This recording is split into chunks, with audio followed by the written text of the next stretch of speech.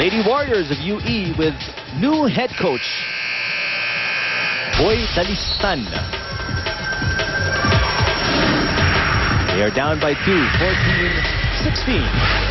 Set number 3.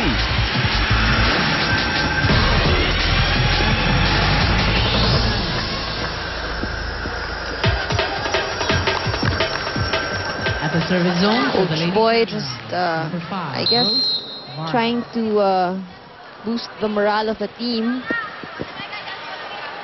Dalawa lang yan. We can hear him shouting as the girls went back to the court. Dawis off the Rojas block. Medyo nagkatinginan doon. Nobody home. Yung libero, itong si Christine Agno and si Giselle C, the setter. Take a look. Team captain, Don Deegan, service.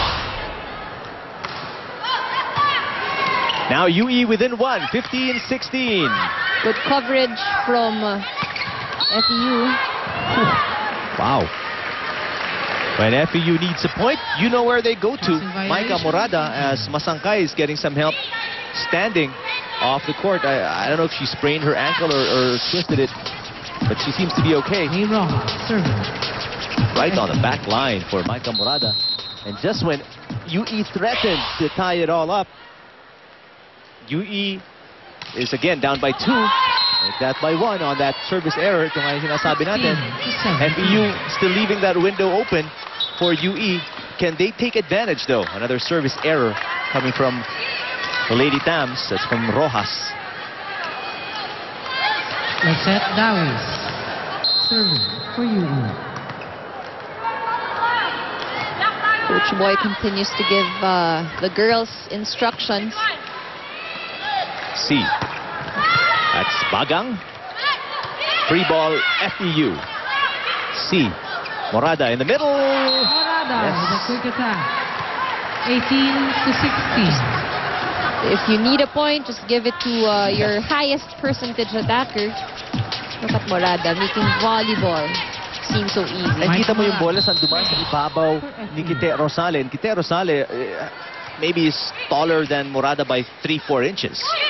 Ang maganda kay Maika Morada is that she really looks at her blockers and hindi siya nanggigigil paluin yung bola sa kamay ng blockers. She finds angles kung saan niya papadaanan. That's why most of her shots are actually very clean. Caballero, serving. A little help from the net from 18. Caballero. It's not only Dawis who's getting some help from the net. And part of the crowd here chanting and cheering for UE as we are tied at 18-all. UE finally overcoming that deficit, but they are unable to contend with Bagang. Got caught flat-footed that time. I like how Bagang really, earned her playing time in this game. I mean, coming in from the bench, that's usually the pressure. Siyempre, malamig ka, galing ka sa bench, sa kapahinga. But when you are put inside the court, you're expected to play as if you've been playing since the start of the game. And itong si Bagang has, really shown itong si Coach Ness that she deserves some playing time here. Definitely. Earned her playing minutes as Eulalio scores in the middle, restoring that 2-point FEU lead. It's just a variety of attacks that UE can't cope. Ano? They can block maybe the first 2, but bigyan mo na ng pangatlo, pang-apat, the defense of the Lady Warriors unable to cope with a variety of the offense of FEU. If mapapansin mo rin, FEU dinadaan sa bilis itong UE. A lot of the sets are actually very low, talagang quick plays. Off the block. And now FEU on top, 21-18. Coach Dalistan wants to talk things over. Let's send it over to UE. Ito ko. Bakit kinakailangan mag-alala? Padaanin mo dito sa kilikili, oh. Banatan mo, huwag ka mag-alala. Kaya mo naman eh. Di ba lumulutang ka naman sa ere? Naman mo, nakita mo yung kamay na nakalabas na. Wala ka na. Pag-sipol mo na lang. Hindi mo naman sasabuhin. Hindi mo naman kailangan iiwas ko sa blocker eh. Pwede mo naman siyang gamitin pang patay sa kanila eh. Wednesday, November 30, it's a holiday. Coach Boy Dalistan talking to Sarina Faith Bulan na athletic ka naman, lumulutang ka sa ere, you know. Huwag mo nang, kasi kanina yung last na tira ni Bulan, umibabaw siya, di ba, sa blockers that went out of bounds. That's right. So it's a big challenge to Bulan now how she will try to earn some points for the squad. 21. Mahirap din siguro. I mean, it will be challenging. I mean, if you're here just watching, you'll think na dapat ganito yung ginawa niya. But when you're actually inside the court and you're faced against, you know, these tall blockers from FEU, mahirap talaga. And it all happened so fast. Nice save by Dizon. Another try from Vargas. Vargas off the block. 22 to 19. Substitution Caballero being replaced now. 15 out, 5. Hebrida in.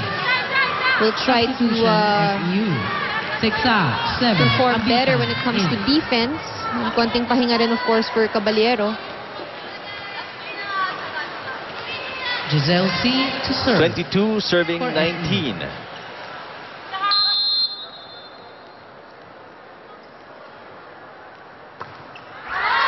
Ito yung binabanggit natin talaga, no? It's the Achilles heel so far, at least today, ng FEU. I mean, how many points have they given away each set? It's really plaguing them. I mean, consistent. I think 4 Each and points is every an set. understatement. Ano? Siguro mga 6-7 na yun, no? The 3 points para sa UE. Good thing for FEU. Quick attacks, you know, the middle hitters are really very effective today. Look at that. Executed to perfection. Wow. Lady Warriors. Timeout again. Let's listen to E. UE. Diba, nandito ka. Eto siya. Wala ka naman. Yun na lang may spiker eh. So, yun ang katapat mo.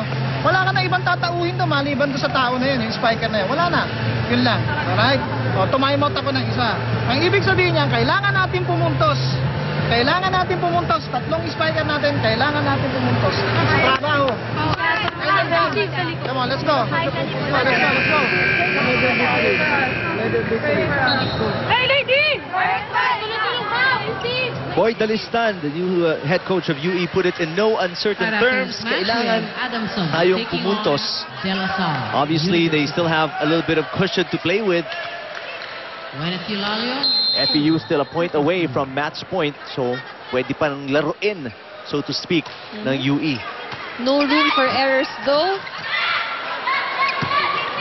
Good save by Martinez. Oh, that one was too long. As we said that, now they have no more errors. They can't afford any more errors as FEU with 4 match points. Well, just like what we said, if FEU gets this point, our first 3 games here in the season were actually won in straight sets fashion. Wow. Very impressive for the teams that have played.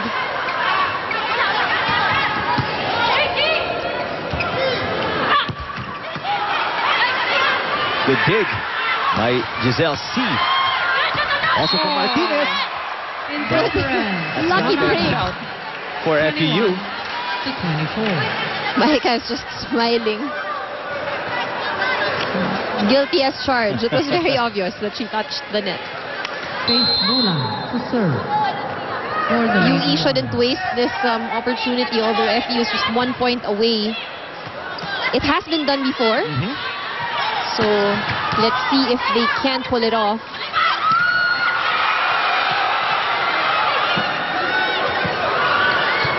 Underhand set.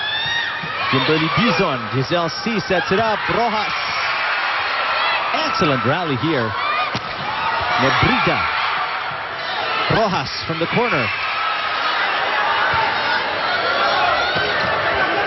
Terrific exchange between these two teams. Oh, the ball is still alive.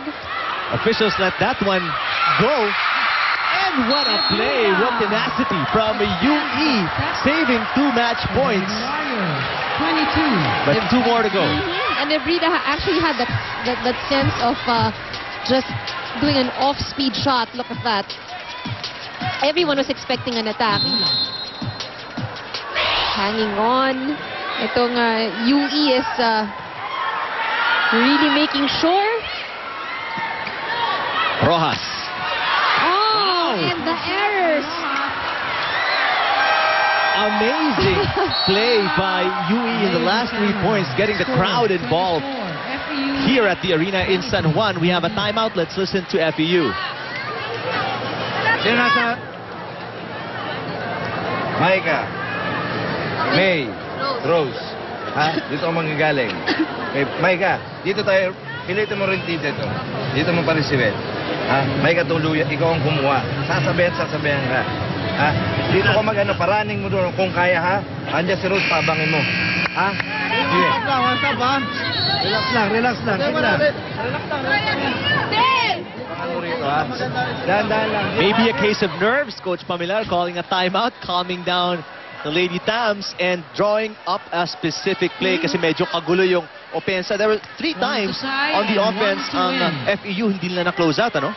That's right. So, ngayon, let's see if they can get a good reception. They just need 1 more point. But on the other hand, itong UE talagang kumakapit dito sa 3rd set. Free ball para sa UE. A chance to tie it up. But a poor first touch para sa UE. And they throw all that hard work away with the error. Disappointing finish to an exciting end to set number 3. That's right. So, to start off our season, 3 sets wins for NU Ateneo, and this time around it's FEU. It was a lot closer in set number 3, and the action that we saw, especially in the last part of set number 3, doesn't even come close to describing how things went in the first 2 sets for UE. But nevertheless, FEU, excellent performance, excellent start. A 3-set win. We'll take a break and wrap this game up after these.